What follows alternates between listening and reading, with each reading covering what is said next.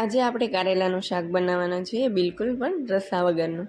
અને આ શાક નાના અને મોટા બધાને ભાવે તેના માટે આપણે અહીં અમુક ટિપ્સ અપનાવીશું.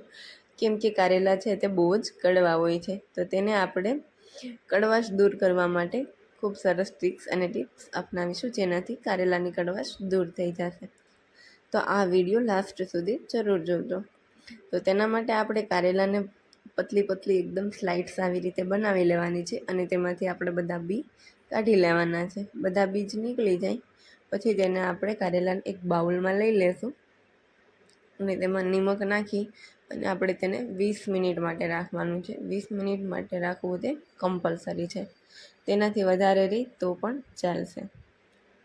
પછી આપણે આ કારેલામાંથી બધું જ જે નિમકવાળું પાણી અને એમાંથી જે કડવાશ હશે એ બધી જ આમાં નીકળી જશે.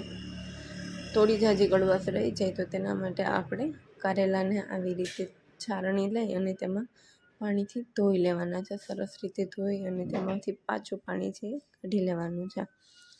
અને પછી તેલ મૂકી અને તેમાં આપણે ડાયરેક્ટ કારેલા જ નાખવાના છે.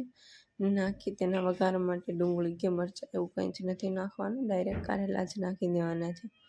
કારેલાને આપણે સરસ રીતે ફ્રાય કરી લેવાના છે. થોડા ક્રિસ્પી જેવા થઈ જાય પછી તેમાં હિંગ, હળદર અને મરચું અને પછી લીલી મરચી નાખી અને પાછું 1 થી 2 વાર હલાવી લેવાના છે. 1 થી 2 વાર હલાવ્યા પછી તેમાં આપણે ડુંગળી નાખી દેવાની છે. ડુંગળી નાખી અને ડુંગળી નાખવાથી કારેલામાં થોડી નમી આવી જશે, જેનાથી કારેલા થોડા સોફ્ટ થઈ જશે. તેથી તેને આપણે 1 થી 2 મિનિટ માટે ઢાંકી અને રાખી દેવાની છે. પછી તેમાં ધાણા જીરું પાવડર નાખી અને પછી આપણે ફ્રેશ ધાણા નાખી અને સરસ રીતે હલાવી લેવાની છે. તો આપણું આ શાક બનીને તૈયાર થઈ ગયું છે. તમને આ રેસીપી કેવી લાગી જરૂર કમેન્ટ કરજો.